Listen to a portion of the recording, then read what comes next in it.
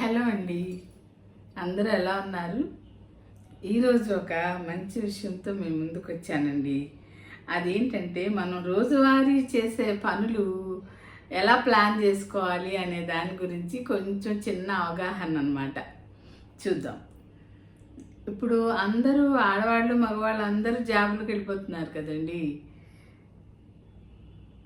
దానివలన వాళ్ళు అంతా ప్లాన్ ప్రకారం చేసుకుంటే కానీ టైంకి పిల్లల్ని స్కూళ్ళకి పంపించలేరు, వాళ్ళు ఆఫీసులకు వెళ్ళలేరు.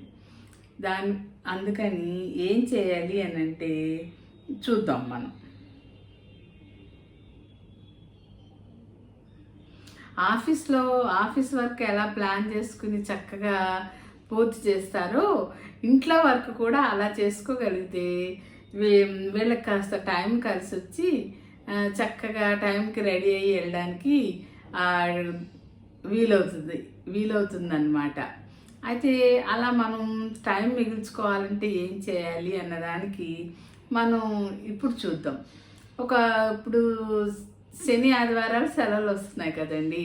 మళ్ళీ సోమవారం నుంచి ఆఫీసులు మొదలవుతున్నాయి.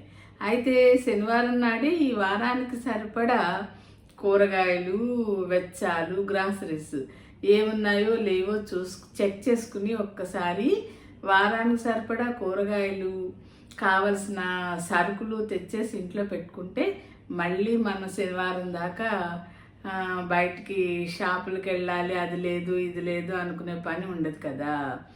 అలా తెచ్చేసుకోవాలన్నమాట. అయితే తెచ్చుకున్న తర్వాత ఆ కూరగాయలను మళ్ళీ చక్కగా సర్దేసుకుంటాం కదా ఫ్రిడ్జ్లో. అయితే అవి ఆ శనివారం నుండి మళ్ళీ శుక్రవారం వరకు మనం ఏం వండాలి ఏంటని ఏ రోజుకి ఆ రోజు అది వండుదామా ఇది వండుదామా అని పెద్ద ఆలోచన చేసుకుంటూ కూర్చునే కంటే చక్కగా వాటిని ఒక లిస్ట్ చేసుకుని శనివారం నుండి మళ్ళీ శుక్రవారం వరకు ఏం వండుదాము, మనం తెచ్చుకునే కూరగాయలు ఆ శుక్రవారం వరకు సరిపడా ఉండాలన్నమాట. ఉంటే కనుక చక్కగా ఏ రోజు ఏది వండుదాము అనేది ఒక లిస్ట్ చేసుకుని ఫ్రిడ్జ్ మీద పెట్టేసుకుంటుందండి మా పెద్దమ్మాయి. అలా పెట్టేసుకుంటే ఇంకా ఆ డిస్కషన్ ఉండదు అనమాట. ఈరోజు ఏం వండాలి ఆలోచన ఉండదు. ఏం వండాలి ఏం వండుకుందాము ఇలాంటి ఆలోచన లేకుండా చక్కగా ఆ రోజు ఐటెం ఏముంది అని చూసుకుని ఆ కూరగాయలు తీసి వండేసుకోవచ్చు అనమాట. నేనున్నా అలా రాసి పెట్టేస్తుంది, నేను అవి తీసి వండేస్తాను. తనైనా అలాగే చేస్తుందండి. అలాగే ఇంకా ఏంటి సరుకులు కూడా మనం అన్ని వెచ్చాలు చక్కగా ఉన్నాయా వారానికి సరిపడా. మరి టిఫిన్స్ కూడా చేస్తాం కదా. మరి ఏ రోజుకి ఆ రోజు ఇడ్లీ వేయాలన్నా పెసరట్టు వేయాలన్నా అవన్నీ ఉండాలి. అవి కూడా వీలైతే లిస్ట్ చేసుకుని పెట్టేసుకుంటే సరే.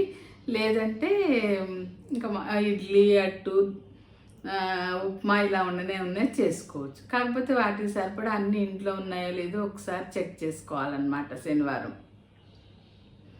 అలాగే ఏ వస్తువైనా సరే వాటి ప్లేస్లో ప్రతి వస్తువుకి ఒక ప్లేస్ ఉంటే బాగుంటుంది అని అనుకోవాలండి మనం. లేదంటే ప్రతిదీ వెతుకులాటే అయిపోతుంది మనకి కదా. ఇప్పుడు సిజర్స్ కిచెన్లోనే చూడండి మనం చాలా వాడతాం. ఈ సిజర్స్ వచ్చాట ఎక్కడ పెడితే అక్కడ పెట్టేసామంటే అది రోజు పాల ప్యాకెట్ కట్ చేయడానికి వెతుక్కోవాల్సింది. అది మనం తీసిన చోటే మళ్ళీ పెట్టామనుకోండి మనకు వెంటనే మళ్ళీ ఆ ప్లేస్కి వెళ్ళిపోతే దొరుకుతాయి అన్నమాట. అట్లా ప్రతి వస్తువుకి ఒక ప్లేస్ అలాట్ చేసి వాటిని పెట్టుకుంటే మనకి వెతుకులాట సగం తప్పిపోయి టైం మిగులుతుంది అనమాట. ఇలాంటి చిన్న చిట్కాల మూలనే టైం సేవ్ అయ్యి చక్కగా ఆఫీసులకు వెళ్ళే వాళ్ళు టైంకి హ్యాపీగా వెళ్ళిపోవడానికి కూడా కుదురుతుందండి. అలాగే ఇక్కడ ఉంటే సరే ఇండియాలో అయితే మనకి పనివాళ్ళు అది బాగానే దొరుకుతున్నారు. అదే ఫారిన్లో అయితే రోజువారీ వచ్చి పనిచేసే వాళ్ళు దొరకరండి. అందుకని వాళ్ళైతే ఏం చేస్తున్నారంటే చక్కగా డిష్ వాషర్లు అవి కొనేసుకుంటారు కదా, ఆల్రెడీ ఇళ్లలో ఉంటాయి.